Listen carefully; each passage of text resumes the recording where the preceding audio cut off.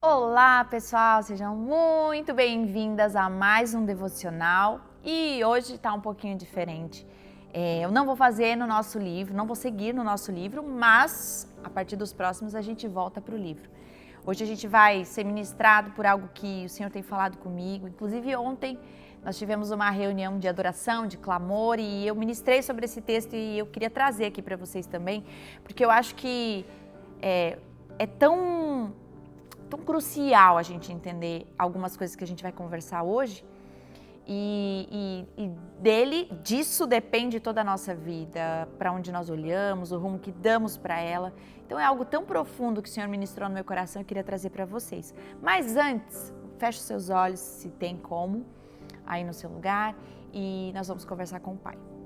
Jesus, eu quero te agradecer por esse momento de devocional, mais um dia que a gente pode ouvir da Tua Palavra, sermos ministrados por Ti. Obrigada por esse privilégio. Fala ao nosso coração, confronta-nos e que nós possamos, de fato, aprender e descobrir o que é real, o que é verdadeiro, para onde nós devemos olhar e que isso possa guiar todos os nossos passos daqui para frente. Nos ajuda no entendimento da Tua Palavra. Te amamos, em nome de Jesus, amém. Vamos lá? Se você está com a sua Bíblia aí na mão, se você não está, eu queria que você pausasse o vídeo, fosse buscar uma Bíblia. A linguagem que eu vou ler junto com vocês é a NVI. Se você quiser ler assim, cada palavra juntinho comigo, se não também qualquer outra linguagem não tem problema, também tá lá, tá tudo certo, tá bom? E eu queria que você pausasse, pegasse uma Bíblia, pegasse um caderno, pegasse seu caderninho aí de devocional, seu caderninho que você está usando de oração e uma caneta. E a gente vai conversar algumas coisas bem importantes, tá bom? Então, vamos lá. Hebreus, eu quero ministrar seu coração em Hebreus, no capítulo 12. Nós vamos um pouquinho para frente, um pouquinho para trás, tá bom? A gente vai circular um pouquinho. Então, vamos lá. Hebreus, no capítulo 12, diz assim: Portanto, também nós, uma vez que estamos rodeados de tão grande nuvem de testemunhas, livremo-nos de tudo o que nos atrapalha e do pecado que nos envolve, e corramos com perseverança a corrida que nos é proposta, tendo os olhos fitos em Jesus, autor e consumador da nossa fé. Ele, pela alegria que lhe fora proposta, suportou a cruz, desprezando a vergonha, e assentou-se à direita do trono de Deus. Pensem bem naquele que suportou tal oposição dos pecadores contra si mesmo, para que vocês não se cansem e nem desanimem. Que texto rico, não é verdade? Que profundidade. Quanta coisa aqui importante para a gente. Eu queria começar desde o começo. Ali ele começa assim: portanto também nós, uma vez que estamos rodeados de tão grande nuvem de testemunhas.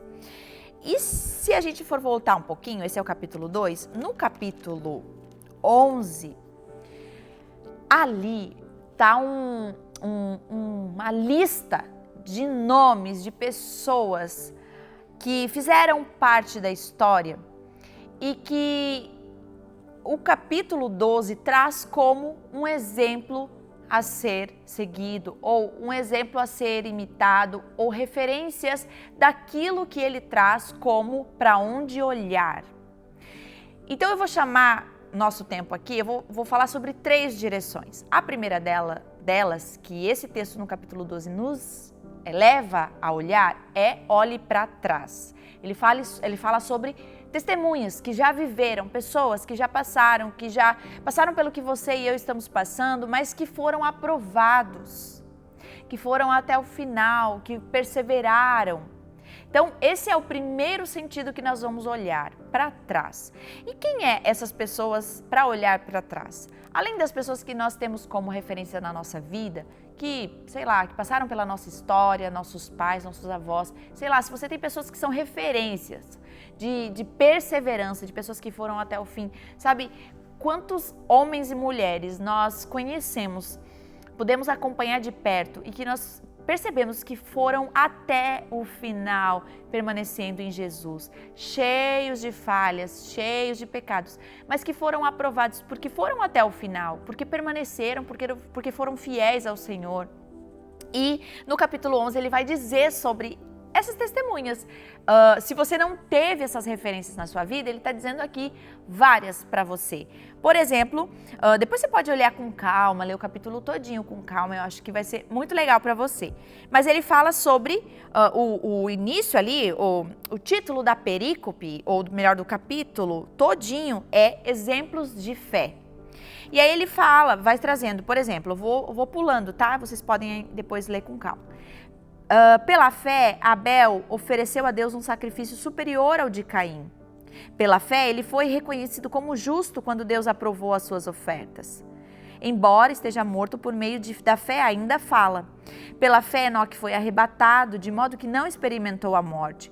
Pela fé, Noé, quando avisado a respeito de coisas que ainda não se viam, movido por santo temor, construiu uma arca para salvar sua família.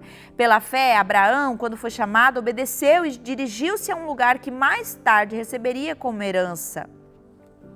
Pela fé, Abraão também e também a própria Sara, apesar de estéril e avançada em idade, recebeu poder para gerar um filho.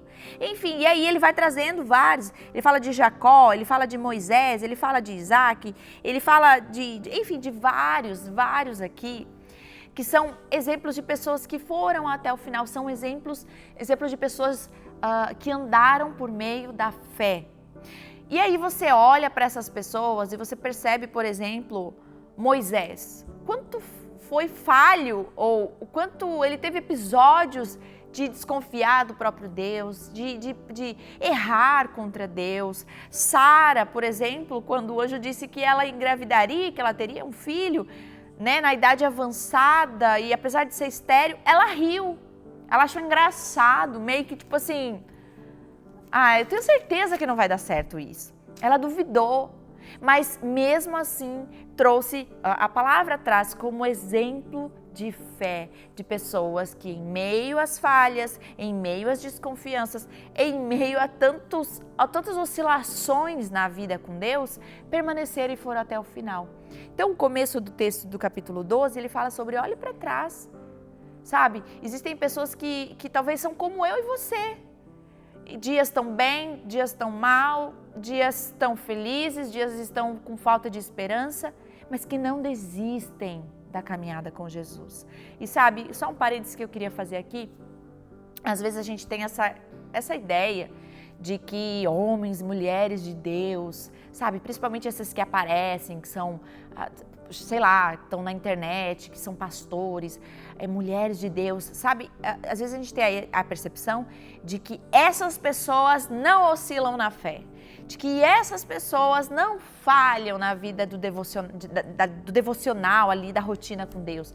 São pessoas, sabe, que estão sempre bem, são sempre abençoadas por Deus e sempre tem tudo o que precisa da parte de Deus e tudo o que acha que deve ter e estão super felizes o tempo todo, super estáveis emocionalmente.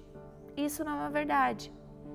Nem nós, que talvez você olhe para mim e veja, puxa, a Lara é uma referência, que legal, eu gosto de seguir ela, admiro. Gente, vocês conhecem a minha história, cheio de falhas com Deus, de desconfianças. Já postei várias vezes sobre ansiedade, o quanto que eu sou ansiosa, o quanto que isso me faz mal, o quanto que eu já tive problemas emocionais. Mas eu acho que a grande questão aqui, e o ponto importante é que isso nunca vai me tirar de permanecer no Senhor. E essa é a grande questão.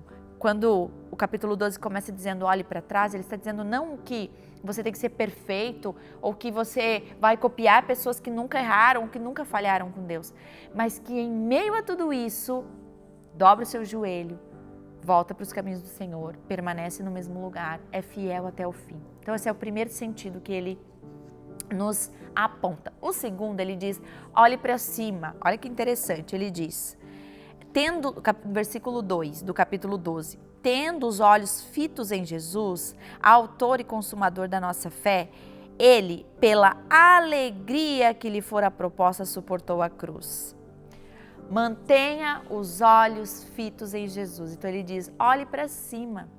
Porque quando nós olhamos, eu não sei vocês, mas eu sou muito assim. Quando eu olho as circunstâncias na minha frente, o tamanho do desafio que eu tenho para enfrentar, sabe, tantas coisas que acontecem que me tiram a esperança, que me tiram do lugar, que me deixam desconfortável, coisas que eu queria que acontecessem e não acontecem, coisas que eu acho que Deus tem que fazer porque isso seria maravilhoso, Deus não faz. Quando eu olho para essas coisas daqui, onde meus olhos alcançam, olhando aqui para a minha circunstância, eu caio. Eu vacilo na fé, eu vacilo na esperança, eu vacilo de confiar em Deus. Mas ele fala, olhe para Jesus, Ele é o caminho. Olhe para Jesus que veio, se humilhou, se entregou, permaneceu, foi até o final, cumpriu aquilo que Deus esperava, Deus Pai esperava dele e hoje está sentado à direita do trono de Deus. Olhe para Jesus, Ele é a nossa referência. Sabe, as coisas que nós olhamos, que nós enxergamos aqui na frente, elas podem fazer a gente vacilar. Por isso que a gente precisa estar numa vida entregue a Jesus no nosso dia a dia, na nossa casa. Sabe, a palavra de Deus, ela deve nos guiar. Não a circunstância, não o que falaram, não o que prometeram e não cumpriram, não. Entende? Os nossos olhos, elas precisam estar nas promessas do Pai. Nós precisamos conhecer. Você conhece as promessas que Deus tem para a igreja, que Deus tem para a sua casa, que Deus tem para aqueles que o buscam.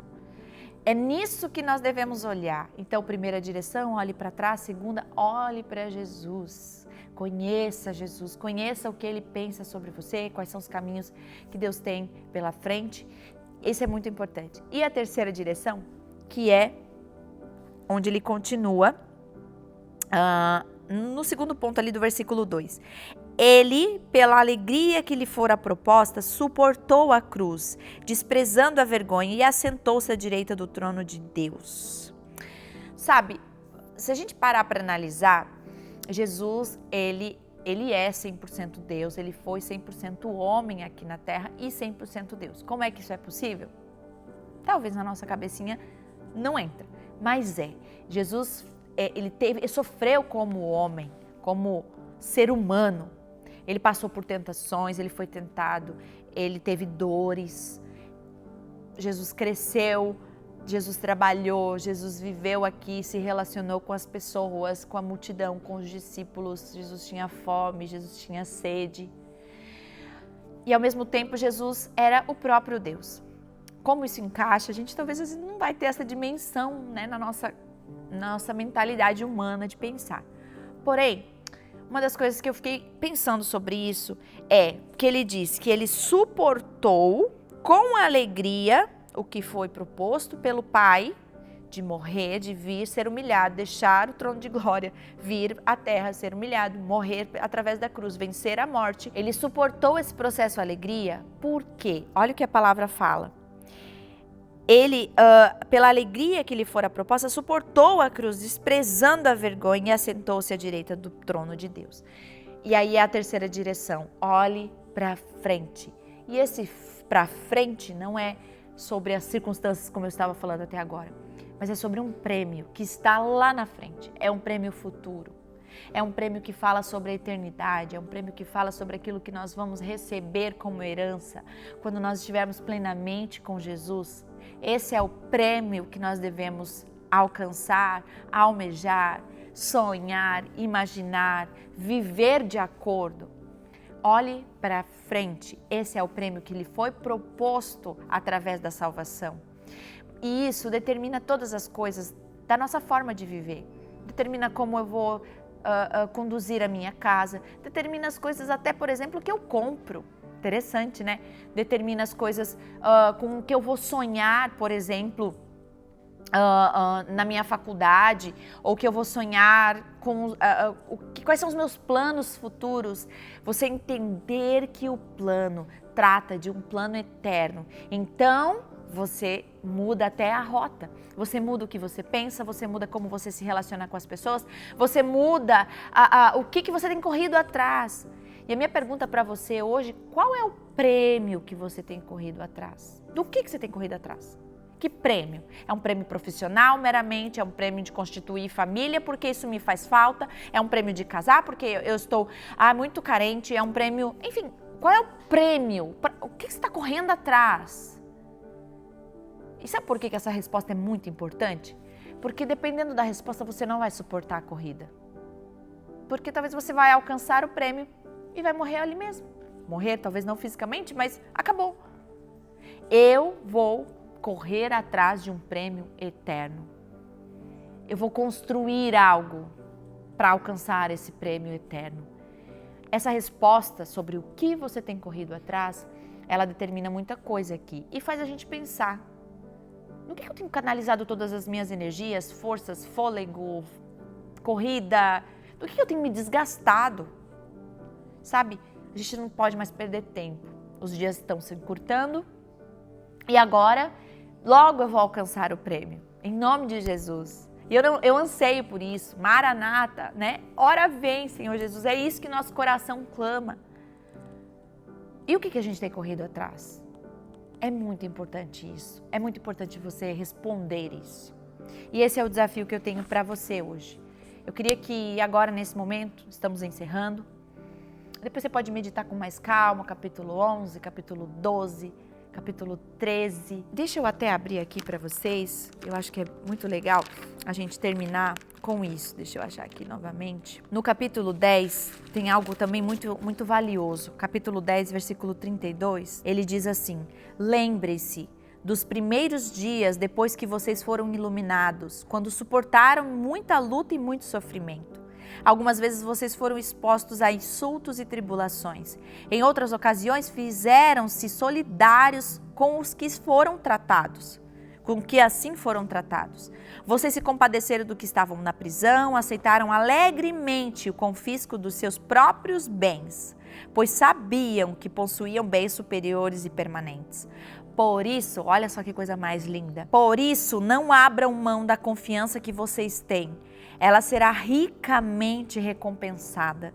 Vocês precisam perseverar, de modo que quando tiverem feito a vontade de Deus, recebam o que Ele prometeu. Pois em breve, muito em breve, aquele que vem virá e não demorará.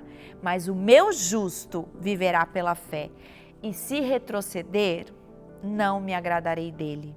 Nós, porém, não somos dos que retrocedem e são destruídos, mas dos que creem e são salvos. Eu quero ser encontrado nesse grupo de pessoas que não é destruído, mas que crê e é salvo. E o meu desafio para a gente terminar esse devocional é que você agora tenha um tempo de oração com o Senhor. Então, pausa esse vídeo ou encerra esse vídeo e tira um tempo maravilhoso com o Senhor, reserva esse tempo com o Senhor, fecha os teus olhos e começa a colocar o teu coração, derrama o teu coração diante dele, falando sobre isso, sobre talvez é o tempo de se arrepender daquilo que você tem corrido atrás, é tempo de se arrepender daquilo que você tem, enfim, que você não tem alcançado como sonhos. Talvez você tenha sonhos que você sabe que não é disso que você deveria estar correndo atrás, mas deveria estar correndo atrás do prêmio que lhe foi proposto. Então, derrama o teu coração, tenha esse tempo maravilhoso com Jesus e eu tenho certeza que você vai sair completamente diferente. Deus abençoe vocês e até o próximo devocional.